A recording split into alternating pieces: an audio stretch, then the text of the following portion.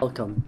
Today we have a very interesting discussion with a very special guest of mine, Kathryn Parker, who is the director over the National Center for Innovation and Excellence. And welcome. Thank you. I'm glad to be here. Yeah, it's great having you. You know, the National Center was, as you know, because you've lived the journey, began when Brevard Family Partnership became a community-based care organization almost a quarter of a century ago. And at its early stages, one of the things that they brought to the table was a wraparound round model that was idealized as one that had fidelity in its training and delivery and evaluation of its impact, which really makes it very, very unique. And since then, it's been something that's been replicated around the country. And Kathryn, you've been a part of that long journey, and maybe tell us about the early days and how far it's come.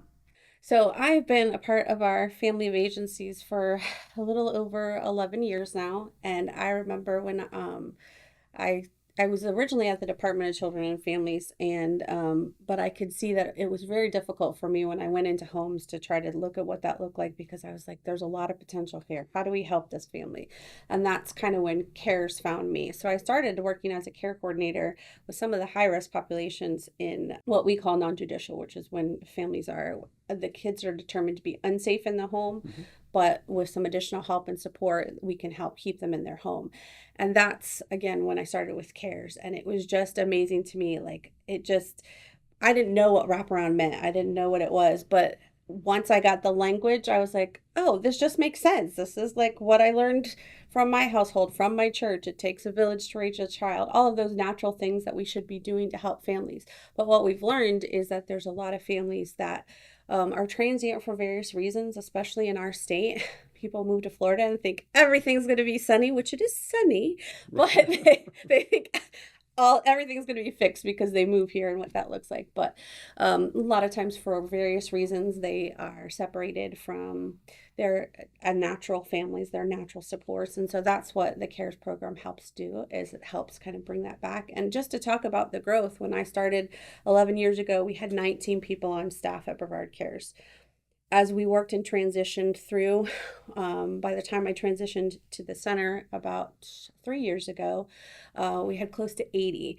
And that's because the community and the Department of Children and Families really recognized the good work that was being done in prevention. And every time I turned around, they were like, here's some more money. What kind of program can you build that can help keep these kids safely in the home? So I think that really speaks to the good work that's done and what you can do with the CARES model, and that's why I'm excited to be a part of Yeah, what's happening. yeah, that's wonderful. You know, for our audience, it's interesting that we've evolved from Brevard Family Partnership with the division of the National Center now to Family Partnerships of Central Florida, continuing our expansion here in Central Florida.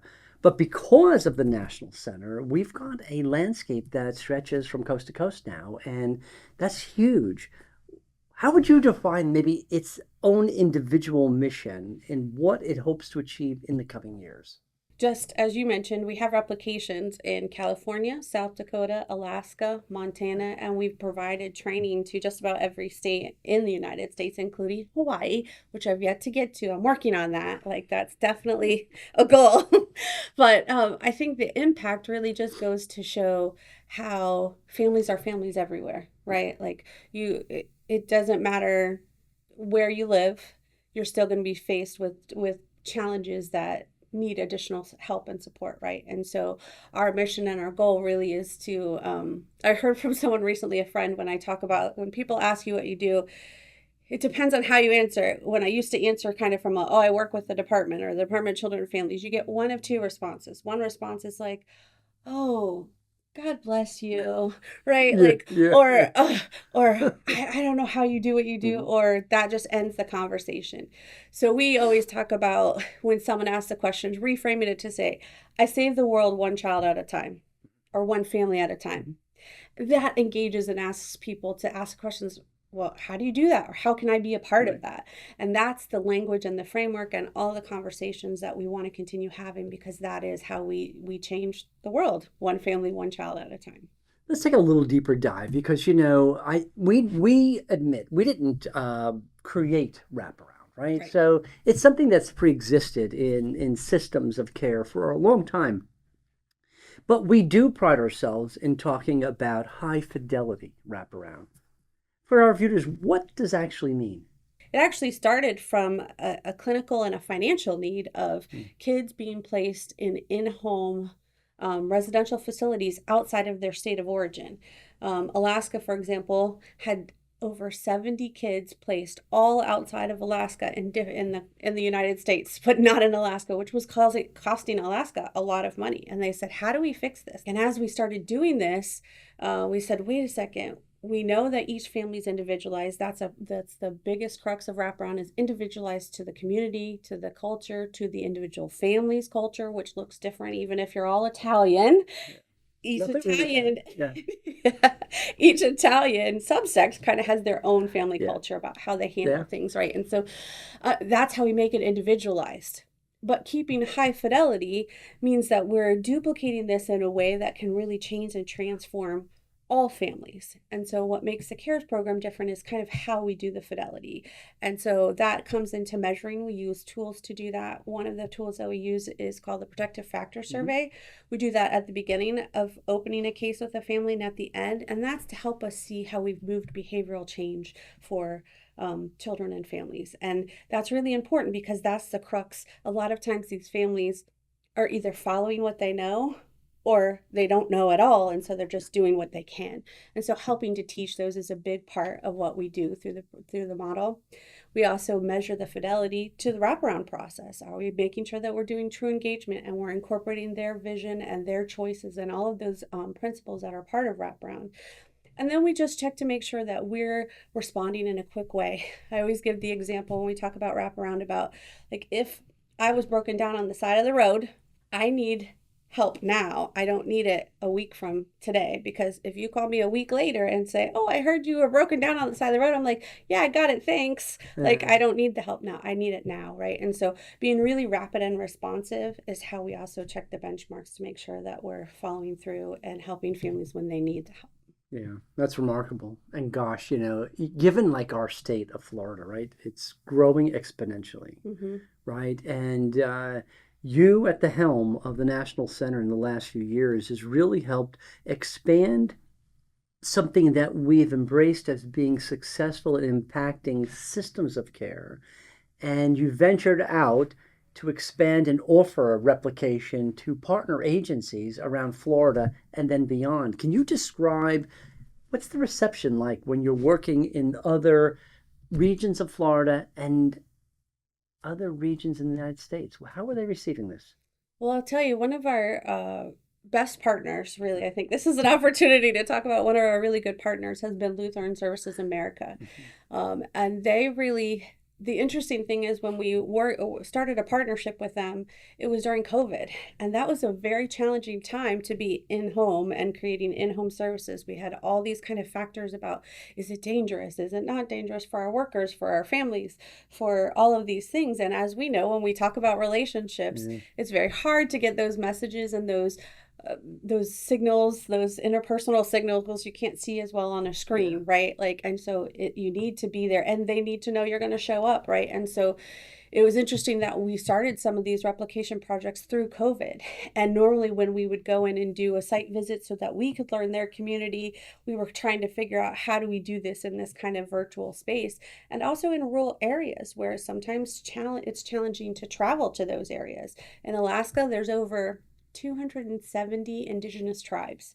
And so yeah, that's individual cultures that are completely different from the other ones. And also, it could take days to get to a little village, right? yeah, Like, yeah. and so figuring out how do we do those things at a time when you weren't supposed to get on a Yeah. plane or you weren't supposed to do those things, but the way that, and it comes down to what we've already known, which is that it's the people, right? It's about that, still about that How national true. Hmm. engagement and how you're getting the right people to really believe in that. And what we talk about, we are part of what's called a family stabilization initiative.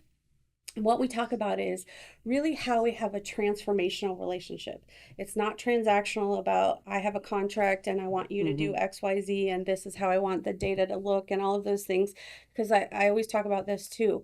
Our business is not widgets. Like I can have all the data points, but they don't matter if I can't relate why they matter or what's happening with that. And so that's the biggest piece of what we've learned through this transformational relationship and that they've appreciated is understanding why we keep the data, but really being able to tell the stories. How do we really talk about the impact that this made in the family?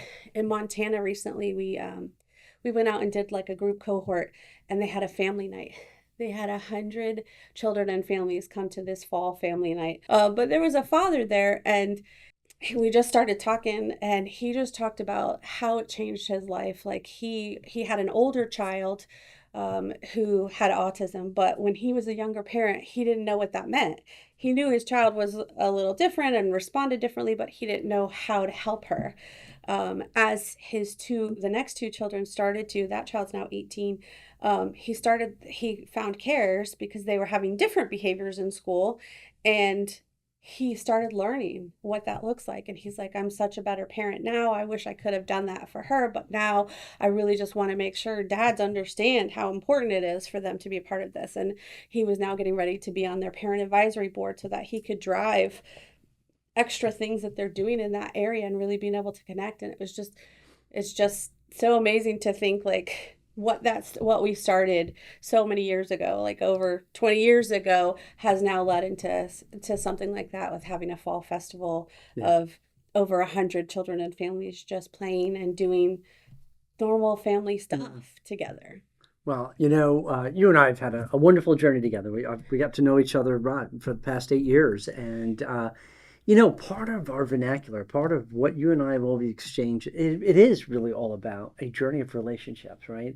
And so it's one thing to have a model program that we're very prideful of, and we're so committed into its replication with high levels of fidelity so that it ensures the kind of expected outcomes. But let's talk about the personalities, the people, the culture that come with it. What is unique about who you are, who you lead, and how you engage the very recipients that receive us into other communities? That's a big part when we talk about replication. I remember when I was at CARES, we were sitting down to do our strategic plan, and we had hired a consultant, as you sometimes do, right? And as I was walking through the process with her, she started asking some questions like, "What do you think?" And I don't remember if you remember being at this board meeting, but she was talking to all of us, and she's like, "What is the secret sauce? Why do you think that Yes. you've been so successful and had to have this?" Because we just had that crazy growth, right? Like she's like, and I said, you know what? I think it does come to like the hiring practice from the very Mhm. first time that you interview someone. When you're asking those questions, their ability to either naturally engage in a conversation or not makes the difference. It Yeah. is all about, like as I said, we're not dealing with widgets, we're dealing with people. And so I can teach skills. I can teach how we do that, how we document it, all of those things. The natural engagements where someone just wants to talk to you is, you know, I tell the story too. My mom was a teacher, public school teacher. And so she said, do not be a public school teacher because they don't make enough money and it's way too much work. Like Mm. she was from this. So I was like, okay, I'll go into business. That's what I'll Mm. do. So I got a bachelor's in business administration and I went to work for a bank because that's what you do. Bankers, they make money, right? Mhm. And I did that for a little while, and I just could feel, though, it wasn't like I had a teaching spirit. Like I knew that. And so I'm driving along and I hear something on the radio, and it was one of those commercials for Palm Beach Atlantic. And they're like, do people frequently talk to you? Do they say like, and I was like, yes, they do. And they're like, maybe you should consider. And I mean, as silly as it sounds, though, that was the kind of aha thing that kind of led to this path for me, where I completed my master's and I have my license in mental health counseling. And again, that is always where I come from, is from that well-being. Those are the things we talk about. The mandate from the Department of Children and Families, and for what we all want for our kids and our family, is to talk about safety, right? Yeah. But well-being. Yeah. And Yeah. and it's really easy. to measure safety. Yeah. We can check that off. We can look at a box and say, is there a window they can fall out of? Yeah. Okay, let's close the window and put a lock on it, right?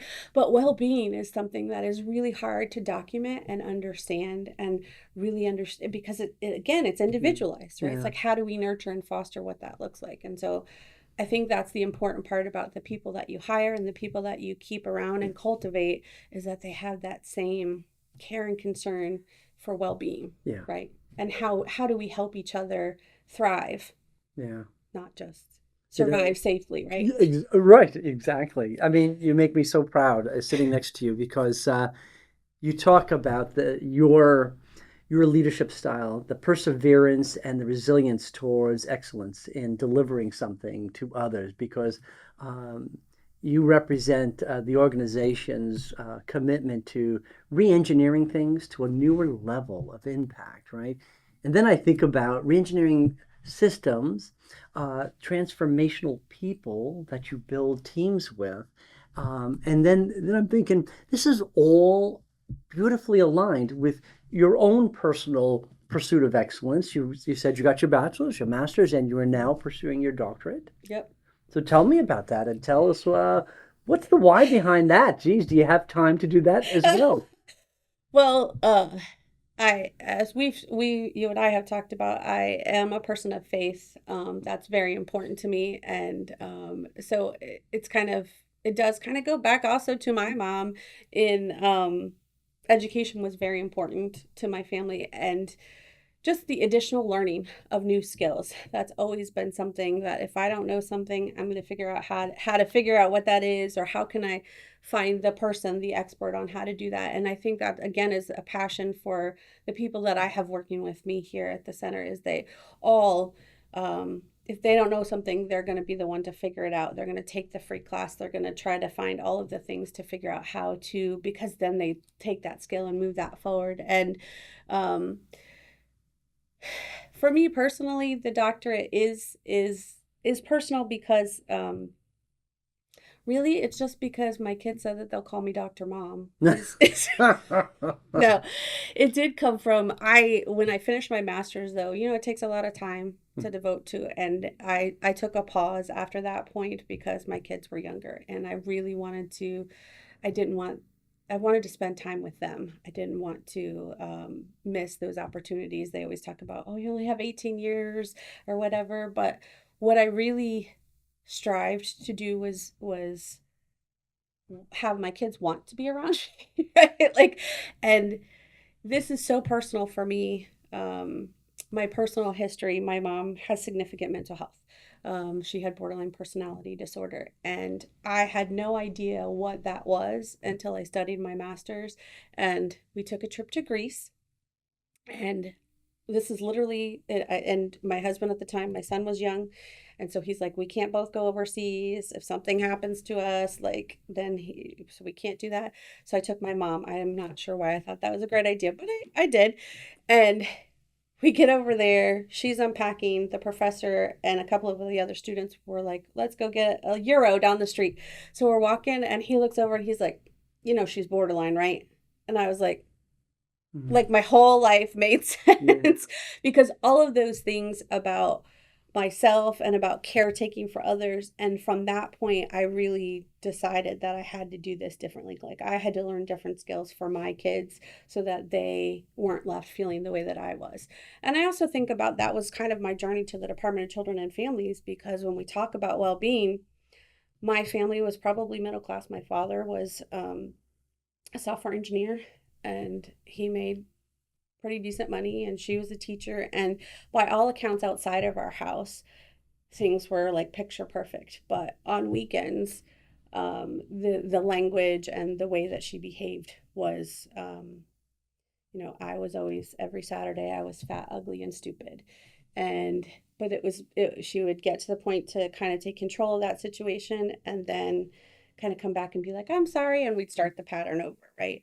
And so understanding how that impacted me but also the department I remember the first memory I have actually with my parents was the police had been called. We were living in an apartment because they were building a house. It was the only time I can ever remember us living in an apartment.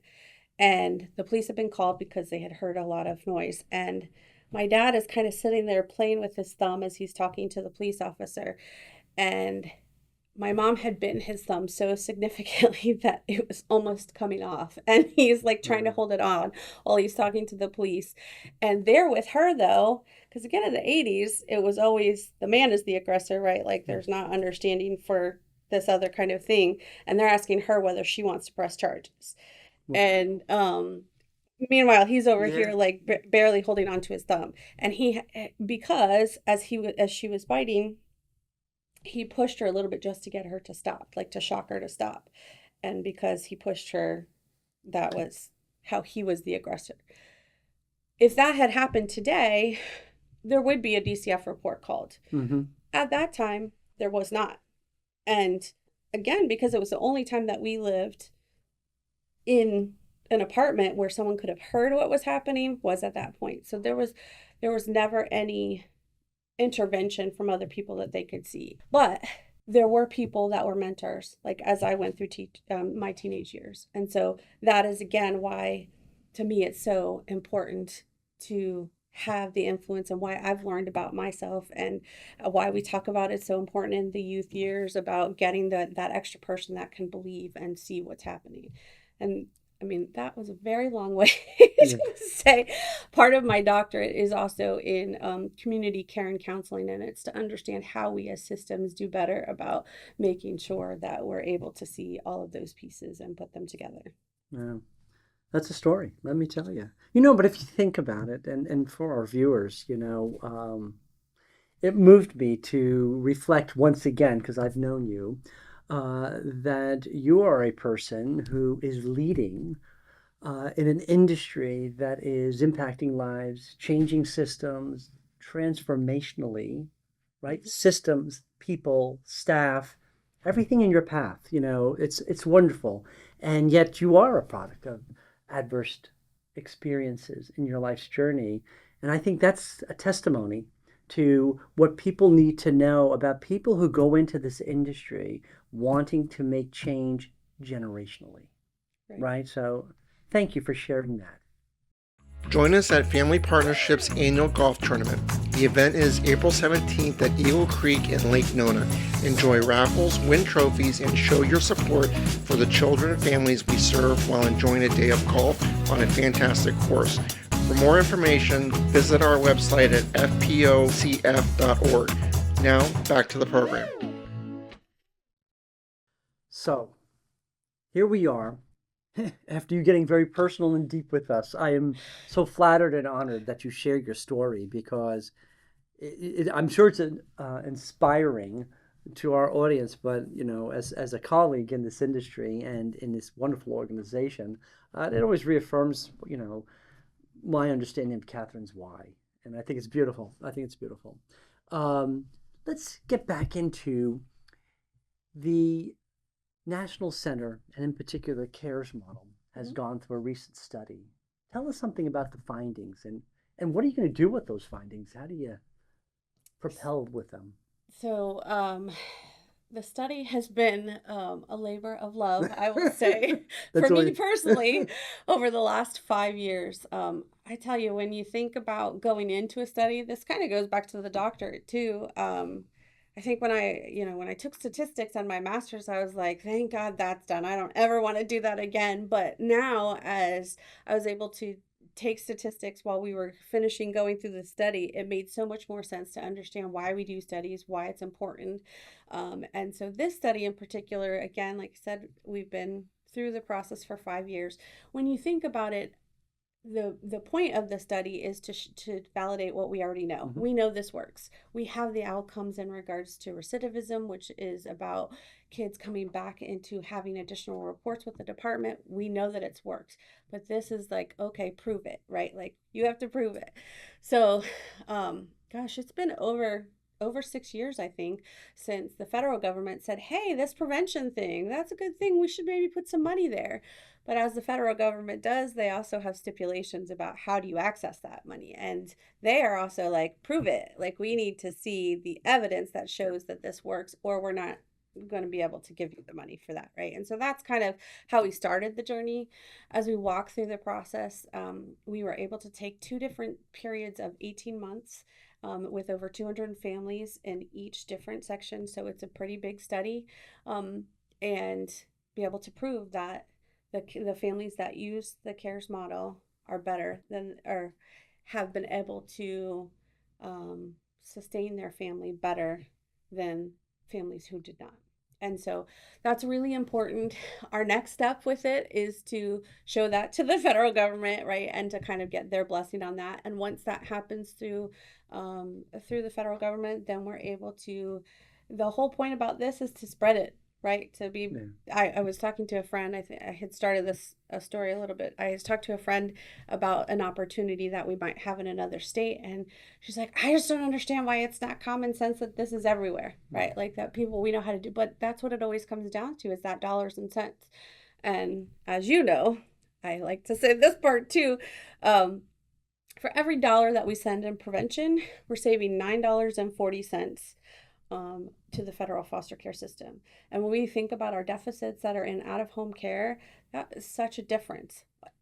Number one, right thing to do for children and families, right, is to keep them in their homes.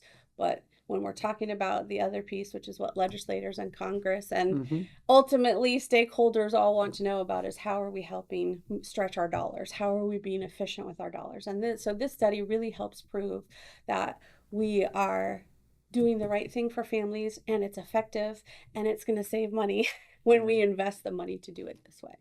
And so that creates a lot of great opportunities for the people that we're already working with, but then gives opportunities for individual states to be able to add this in. California recently went through a kind of rebranding and are kind of mandating that high fidelity wraparound be what is used for children and families. Nevada just recently went through a similar. So there's a lot of states that are really embracing that we use high fidelity wraparound to be the champion for working with children and families. Super. You know, you said it well, and I just want to repaint that picture. You know, it is the right approach at meeting families and communities where they're at. It's a great investment that perpetuates an impact through generations. If you're talking to legislators and funders and agencies, it's equally a great investment, because that's the kind of change that creates healthier environments. Healthier environments raise healthier children, and healthier children will grow up to be adults who contribute back to those very communities. This is, you know, it's like a better than the iPhone, my friend. It sells itself. So tell me about, bring it home with, tell us about why your model, this model, has been effective in working in the diversity of communities and the likes. I think it goes back to exactly what we've been talking about through this whole segment, which is that engagement. When we approach working in a community, the first thing that we do, we don't assume that we know anything about that community, right? We walk in and we start to build a relationship. Like, tell me about your family. Tell me about your community. Tell me about what's accepted here. The biggest example to me is Alaska. You may hear things about Alaska, but until you experience what happens in Alaska, or how they do things, like you may have heard them talk about the lower 48, like, oh, that happens in the lower 48. One quick example was we were getting ready to travel there, and I had forgotten my computer charger. And so I called up my office manager, and I was like, hey, is there anywhere you can see if we can get one sent there? And she's like, yeah, it'll get there after you get home. Because they just couldn't get it there.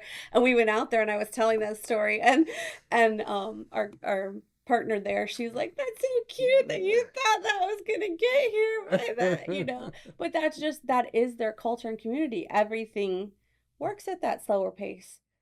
it's not better, not worse. It's that's how they are. And so really understanding what the community, what the culture, what's accepted in those things is the only way that we can really have that true engagement and be able to meet people and reach them, because we all have the same experiences. um, just it's just in how we were either taught or not taught, or have figured out what that looks like. And so we we always talk about with wraparound, it's individualized to the family. The people don't fail, plans do.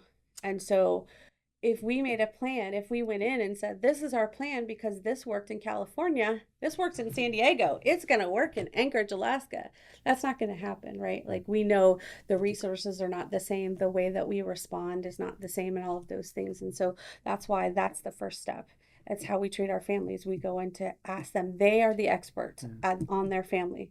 They are the experts on their community and their culture. And then we can help provide the infrastructure to building those communities and those relationships. But they're the ones who are going to really know Yeah, how to do yeah. that.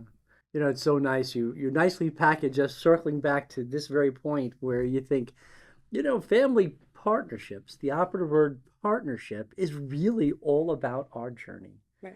And you said it very well about bringing something that we value, being something that we continue to evaluate its implementation for the greater good of anyone who needs a program like high fidelity wraparound to transform communities, systems, and families. You know, and so thank you so much for sharing this. And let me tell you, you reflect a real troop of great leaders in this organization that I am so proud to stand alongside. Um, I hope the audience really appreciated learning from you personally, professionally, and systemically, your life's journey and commitment. And so I thank you so much for that. And if folks want to get to know more about Family Partnerships of Central Florida, the National Center for Innovation and Excellence, go to our website, familypartnerships.org. There's everything you need to learn about who we are, what we do, and how to get involved. We have a foundation. You can contribute to that. You can get a hold of Kathryn and her folks about bringing this wraparound model, proven through study, its impact to wherever you are across the nation. And last but not least, I'd have to say, hey, listen, in April, if you want to meet us in person, we're going to have our annual golf tournament. Check us out on our familypartnerships.org website, and hope to hear from you, meet you, and engage you.